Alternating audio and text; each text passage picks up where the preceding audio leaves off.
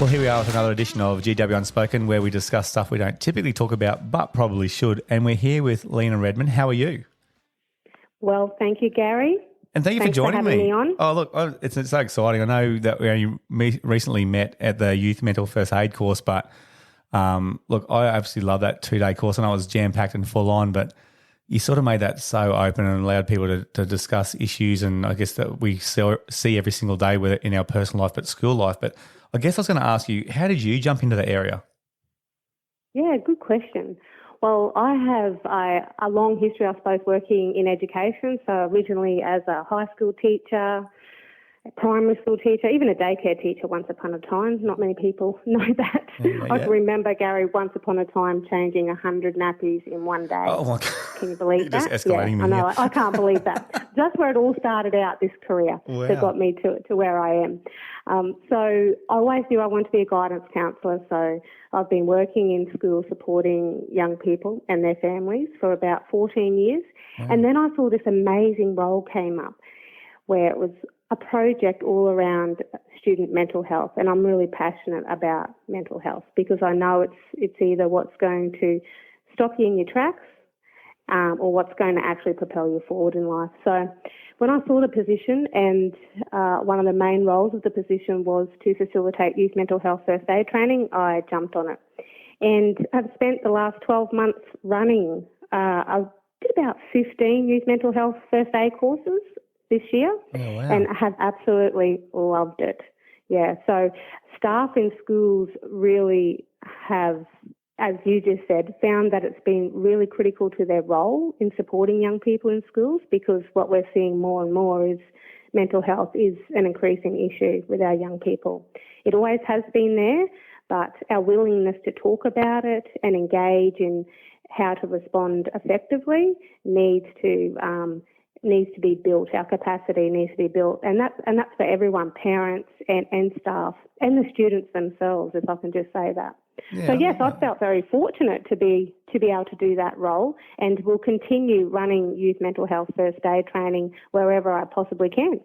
And that's awesome. Like you said, going from like 100 diapers a day to where you are now, but also having that significant influence to not only help those students you had in your office or in the area of those schooling systems, but now to mentor more staff who then can be more advocates on the ground is just huge. And I was going to say, I know you touched on it, but do you think, like, let's go back a little bit, and if it's too personal, let me know. But when you were back at school, did you see the same amount? Do you think there was the same amount of mental health back then than there is now? Look, absolutely. And look, I do have a beautiful personal story to share about how I got to this point.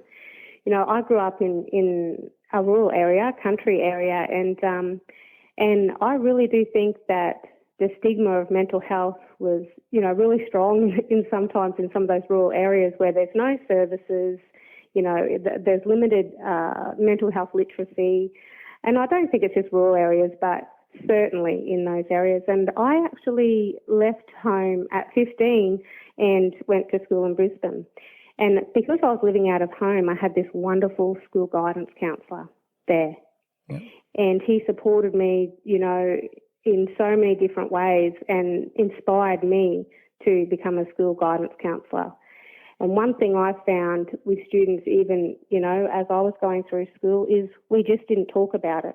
And if we had issues, it was sort of that dismissive approach where we just suck it up and get on with it, because it would look like weakness or something like that if we were to say, hey, I'm not coping. But so many of my friends, so many of the people around me I could see were struggling and didn't realise at the time that the struggle is normal. Yeah, right. We're all human and we're all going to struggle in some way or another.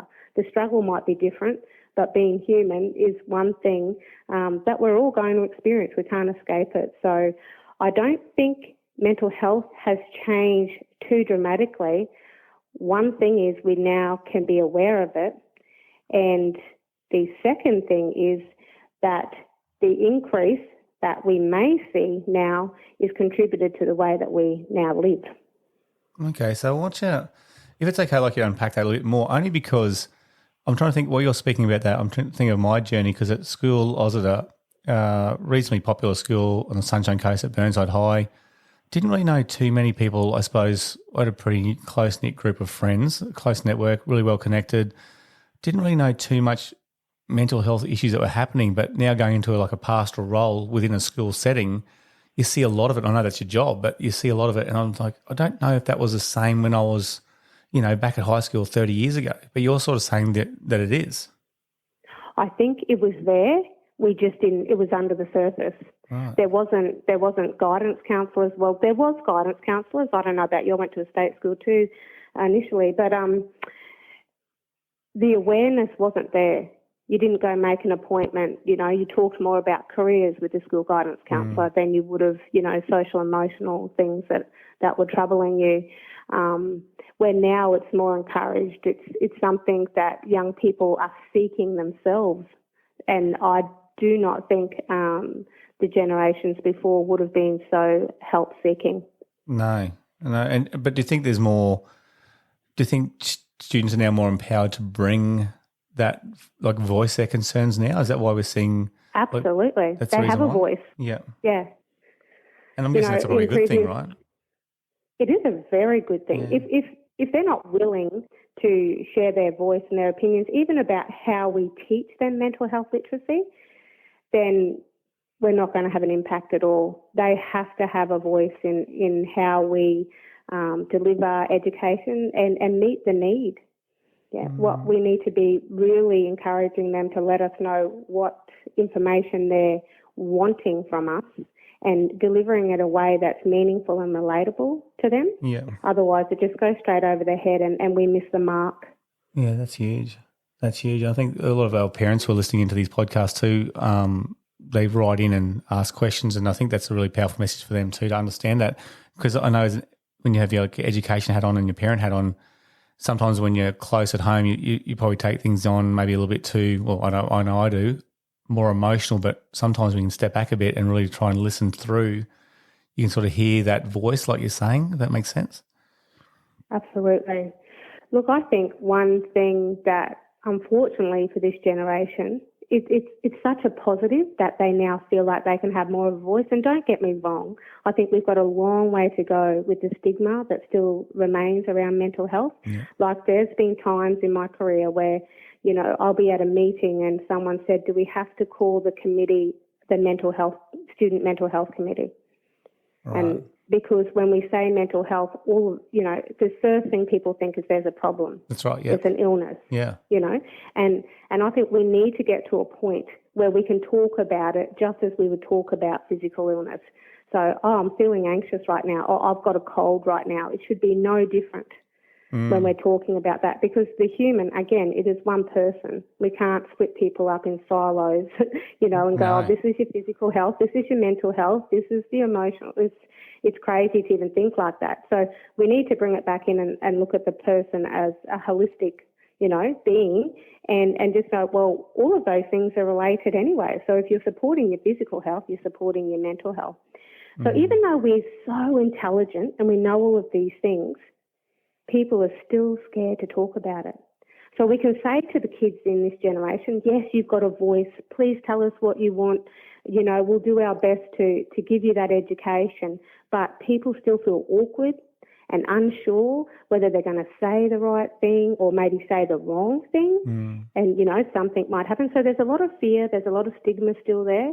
And the biggest thing that I know in life really is the thing that counteracts fear is education. Yeah. So if we could have parents and stuff, and that's why I think the Youth Mental Health First Aid course is so powerful, because number one, it gives that mental health literacy and education, and with education, it reduces stigma. Just naturally that happens.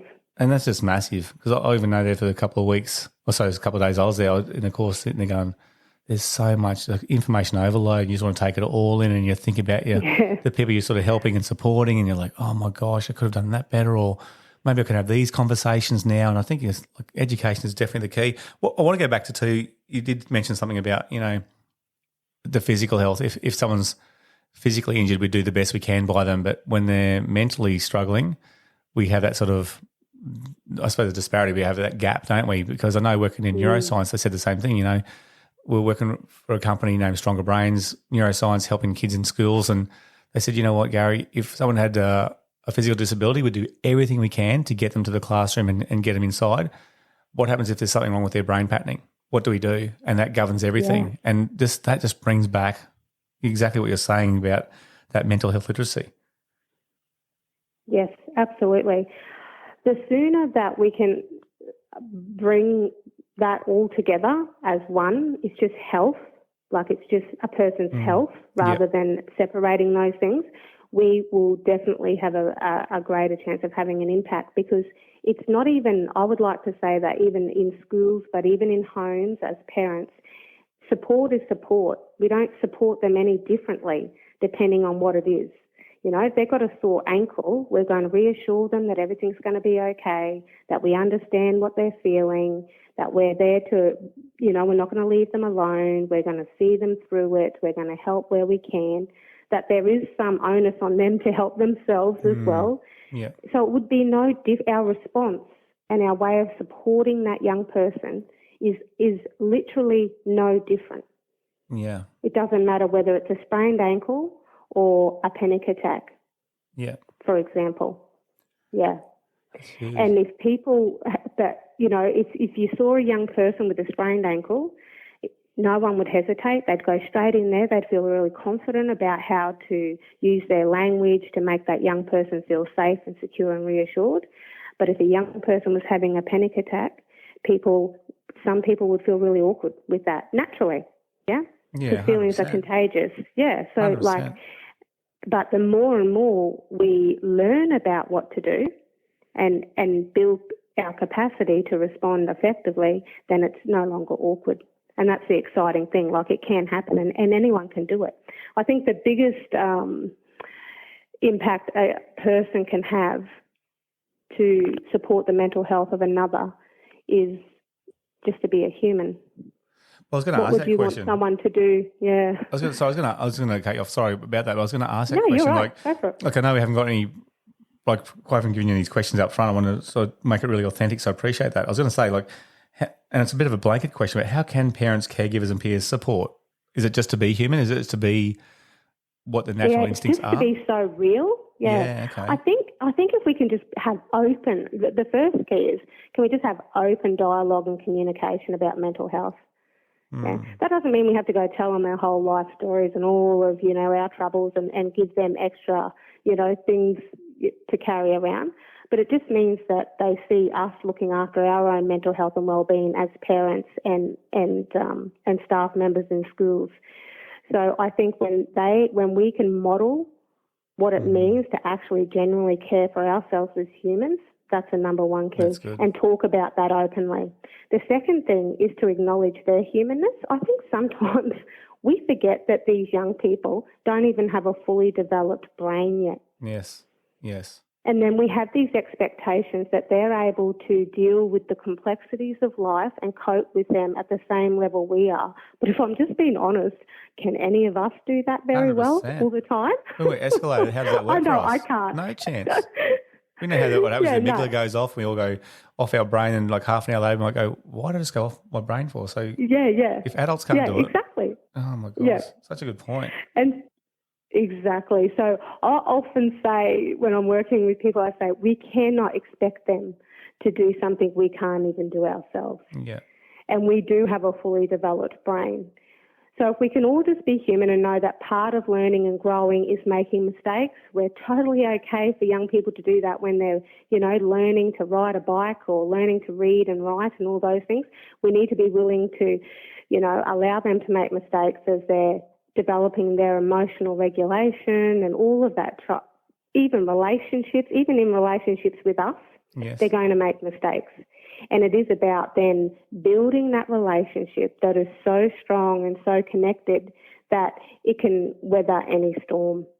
Yeah? And the only way you can do that is if you're being a real, honest human being. And I just love how you're so authentic about that, because the whole idea of GW Unspoken to support our business Innate Code is to talk about authentic interactions. And you use that lovely word connectedness. And I think even when us as parents or educators dealing with young kids, when we get it wrong, it's good to also apologise and say, mate, I stuffed up there. And I do it with my kids. I got that wrong and I apologise. I'm learning myself through this, at this stage. I hope we can move forward from this and hope you can forgive me. And sometimes you can just feel like 10, 15 minutes later, that bond is just reconnected because you can actually say that. Absolutely. And isn't that amazing how you're teaching them to do exactly the same? Because that's what I want from a child. So I've got 2 daughters, so yep. I do exactly the same. And what I want from them is not to lie to me. Yep. I want them to be able to. So I teach them, well, I'm going to own my mistakes by saying, hey, I stuffed up. I didn't handle that situation really well. I'm really sorry about that. Yeah. And it teaches them to do exactly the same. Yeah. And I think that is the most powerful way of educating, because they're watching everything we say, hearing and doing, and they're picking it up, whether we'd like to think that we're good at hiding, even our moods and our emotions and things like that. They can sense it all. And so we're never, ever going to be, there's no such thing as perfect parents. That's right. Absolutely. I've never come across one, and I never want to be one, because the last thing that we want to model is perfection. It's not possible, it's not achievable or sustainable, and then kids think they have to be perfect. So good. And one thing that really does impact mental health is unrealistic expectation of what life's meant to be like. And if there's one thing in our modern society that's increasing that, is that young people think they're supposed to be happy all the time. Yes. And I think social media tries to give that mask too, that we're all happy because we post it on Facebook or Instagram and look how good our life is, but deep down we know that's not the real story. I was going to say... And it affects us too, doesn't it? Oh, as 100%. parents. Like, it affects us. It's like, oh my gosh, am I doing enough? I'm trying to get them into sports. I've got them in this extracurricular. I'm doing all of these things. And if we try to do it all and be it all for them, it actually doesn't help them in the long run, because then everyone's over committing themselves. And what happens? We're all stressed and anxious. That's right. So, it helps nobody. And so that's why I always bring it back to, what are the core things that people need to sustain human life? And one of the core things that people need, well, one of the, apart from the obvious, food, water, shelter, is connection. Yeah, love it. Love it. Well said. That is so good. I was going to say too, like, is it, like, I know you've experienced in this area a lot more than I am, a lot more other people are. Is there often an obvious sign to a mental illness? Like, I know it's probably a big blanket statement or blanket question, but can you pick up pretty quickly now if someone may have a mental illness? Is it easy for people to recognise? You're very right. It may be, depending on the person's level of awareness around it and their work in it. I think I'm pretty skilled at doing that now, but I have been doing it for many years. So I mostly hear it in 2 ways.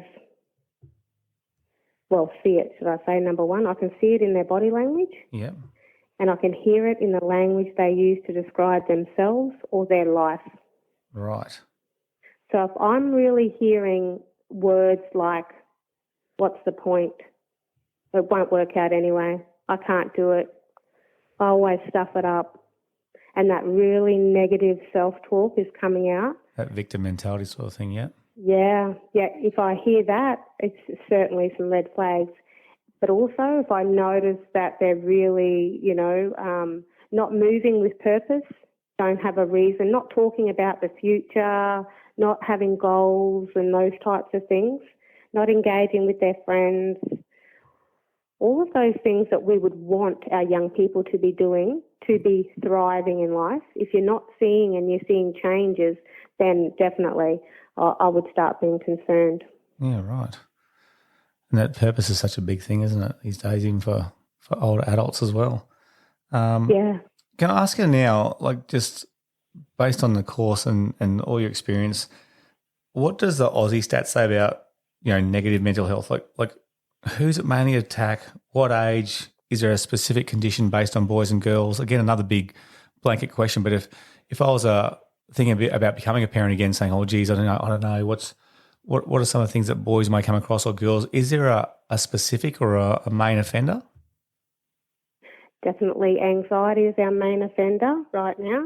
So in our young adolescents, 12 to 18 years, anxiety, 30% of young adolescents are experiencing an anxiety-related illness, disorder. Yeah. So that doesn't mean that the rest of the young people aren't experiencing feelings of anxiety at some point, because that would be very normal and natural to happen. Yeah. But to a level where it impacts on their functioning, that it requires treatment, would be 30%, and that's a significant number of young people. That's huge. Now, yeah, absolutely huge, and followed by that is depression. So can we pinpoint anything of that? Like, do you have any theories around why the number's so large in anxiety? I'm going to speak from my opinion, not research. And my opinion from that, after working with so many, because definitely that is the main thing, working in schools that I've had to support young people with. I've supported them with everything, but anxiety is always underlying as the initial concern, I would imagine. A few things. Yep. We now, as I talked about the modern society, we're so busy. Yep. And most parents are working, both got to work to, live and sustain the lifestyle that we currently have. We also, because of the busyness, that takes time away from connection and those core things that children need. Number 2 is technology. Yep. It can be a really, really positive thing, but it can also, again, give the wrong message about what life's meant to be like, and also take away time where they should be doing other things that they need to do to become functioning adults. Yeah. And number 3 is we live in a very convenient society where kids these days, they don't have to struggle much. Yes. They can press a button and get food delivered to their door. Yes. They don't know how to use washing machines unless their parents are Like they do not have to struggle as much. And when they don't experience discomfort, or adults take away the discomfort and fix things for them and do too much for them, what happens? And unintentionally, like no parent would do that on purpose, right? Yeah. But that's just, the way society is at the moment. It takes away their ability to actually move through discomfort, and they need to learn how to do that to become resilient. And so the first sign of discomfort, if they've never felt it too much before, they freak out and they think there's something wrong with them, or they think there's something wrong with their life, and that's when the negative mindset really sets in. It shouldn't be this hard. I'm meant to be happy all the time. Why aren't I happy? Things aren't working out for me. This is too hard. I can't do hard things. And what they don't realise, if they, again, haven't been taught it or experienced it, is that the normal, natural struggle of life is something everyone will experience. Everyone can learn skills to cope with it and move through it. And when they do move through it, that's when they actually develop the confidence and the resilience they need to thrive in life, to become a fully functioning adult. And I think we all want to survive and thrive, right? That's the whole goal of life. That every single person should want to survive and thrive. And I think I'll never forget, you put that up on the wall, and I talk to my kids about it all the time, about the resilience wall, about getting to that discomfort wall, really, to get to resilience. And you said that every time we sort of take that away and be a helicopter or a bulldozer parent, where we take away any obstacles or we sort of look after them, mollycoddle them, I suppose, the brain learns the easy option, and it keeps looking for that easy option, because that's what our brain does. It looks for shortcuts, right? And when avoid. Yes, and when you said that, I just went, oh my gosh, that just makes so much sense now. I'm going to use that so much now in the one-on-ones, even with the kids we have at school, even the teachers. Like, it's just the powerful messages you had from the youth mental first aid course. I thought my number one was everyone needs to experience this. All the teens need to understand this. They can also help their teens. Is that something you think that should be a goal for schools? Like, is there? Do you have a passion around saying everyone should know this, and all teens should, like? Oh, mine was, I think all teens should know this. I think teens should, because teens listen to teens. Absolutely. Yeah. I just think that, we do so much work in supporting young people and thinking about all of these amazing things that we can put in front of them for them to learn. But sometimes we forget that they actually have to lead that. They need to actually be part of the process. We need them to engage in the process of learning everything that they need to know, because it's okay for us to know it, but if they don't know it, it's sort of like giving them a bike but not teaching them how to ride it. Yeah. And so we're putting them out there in this world, but we want to give them all the skills. So if you know, things like algebra and, you know, writing a story, persuasive text and all of those things are important. Well, nothing to me, from my experience, is more important than mental health literacy. They need to know what it means to be mentally well. What is that? What does it look like? What does it feel like? And then, so that then, if they're becoming unwell, they can also recognise that and then know what to do about it. Where do I go to seek help? Who can I talk to? What's available for me? And feel comfortable to do so without the stigma or without the fear of being embarrassed or that people are going to say stuff or any of those things. We've got a long way to go there, but if schools could actually, I know schools have so many competing demands on them, I get that, but I feel like sometimes we spend a lot of time putting Band-Aids on things, but if we started more from the foundation, from the roots, and really made them solid and strong with education for staff and students around mental health, then we wouldn't see so many of the issues that we do see. I love that. So, like I said before, education's the key, isn't it? And I just again, I came from that course just going, you know, teens, really the biggest significant thing for teens is other teens, their peers. If only we can educate the peers, you know, and then they can be have those correct conversations, or at least refer that, or at least have some kind of, you know, that humanness around negative mental health or mental illness. It's a great starting point. So I just love how you just articulate that, because again, it all comes back to those connections, doesn't it? Sure does. And there is actually a teen mental health first aid course that schools can engage with.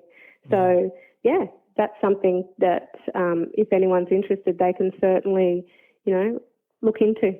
Have you done any of the other mental health first aid courses? Because there's a few of them, isn't there? There's a few different ones. Yeah, there's ones for workplaces and elderly people, and there's lots of different ones. I'm only an instructor in the youth mental health first aid course at this point, but looking into possible others down the track. Well, I've just picked your brain here. I'm just excited here because all the things you say is always something educational you've passed on, which I can use as a parent and an educator. So I want to thank you. But I want to ask a few little personal questions here, if that's all right. I want to know. Sure. I want to know if that's okay. What's been your biggest challenge with delivering the youth mental health first aid courses?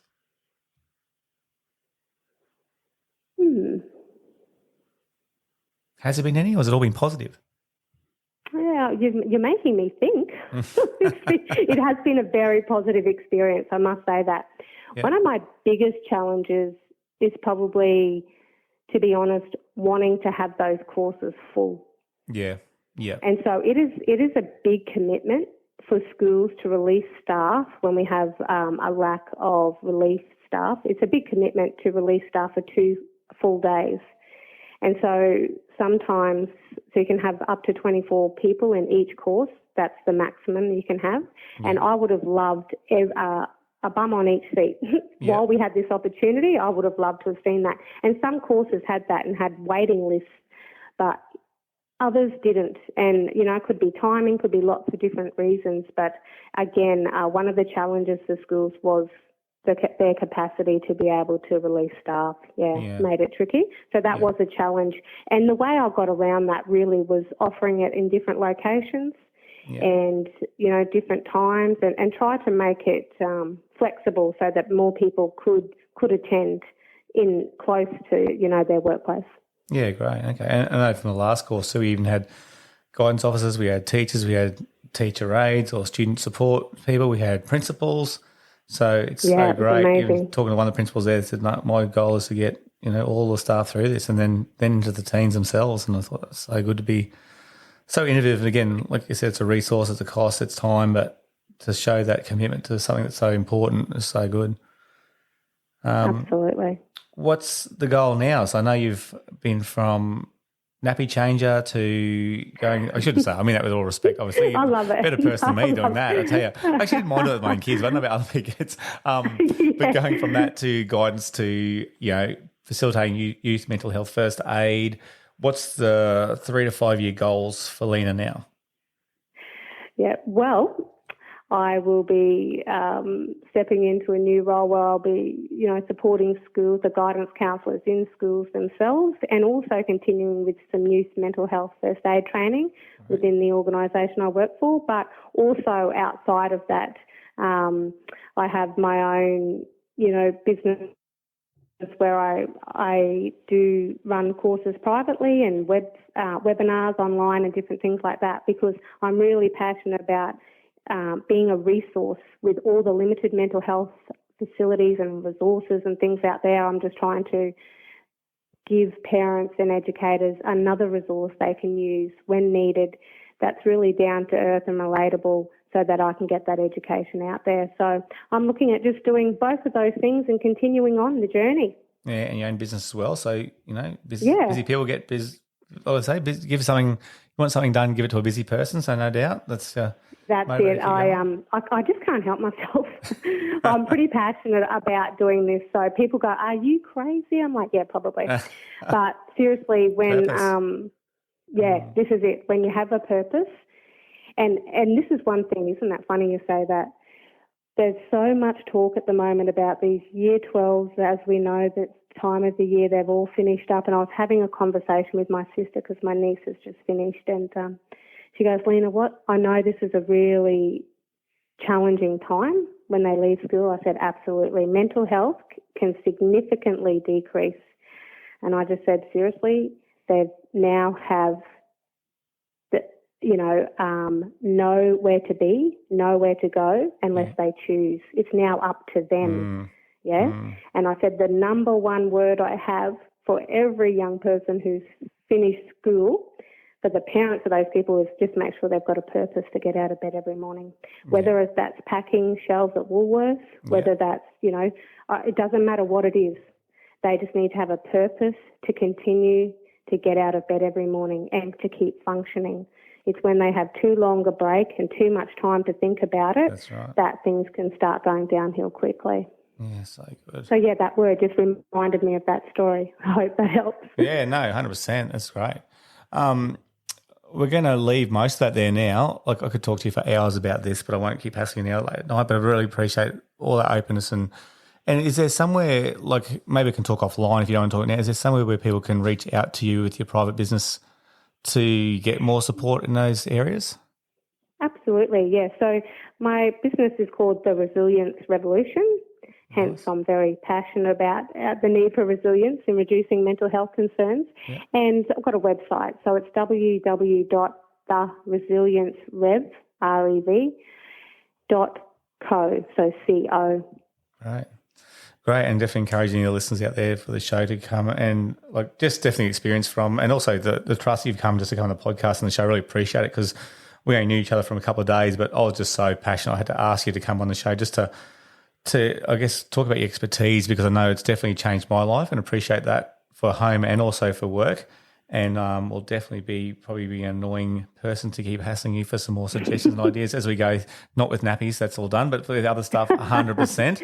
Absolutely. And now, look, I can't let you go because I do this every time on the podcast, and people always say, "I'm prepared for this. Don't worry, I'm going to smash this." But I'm going to ask you a few little things here, if that's okay. So people are going to get to know you a bit more, Lena. Go for it. All right, you ready? Mm-hmm. This is going to be a quick little quick answers as fast as you can. You ready for this? Okay. All right. Okay. Favourite food?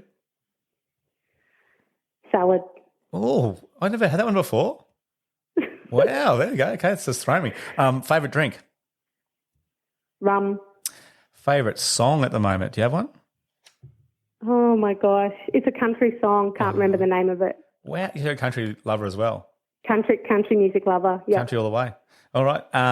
Do you have a favourite go-to movie? Is there something on TV, if it comes on, and I'm guessing you're busy, you don't probably get much time for TV, but if it comes on, you have to watch it. Look, I actually don't watch TV that much, but Yellowstone. My sister got me onto Yellowstone on Stan. What's that? Has that stopped now? I think it's stopped, hasn't it? Yeah, it stopped. So, yeah, I haven't been watching much. No, the country. See, there's a country theme again. Okay. Do you have a favourite quote or saying you go to? Have you ever heard like a favourite quote or saying that you go, yep, that's a game changer?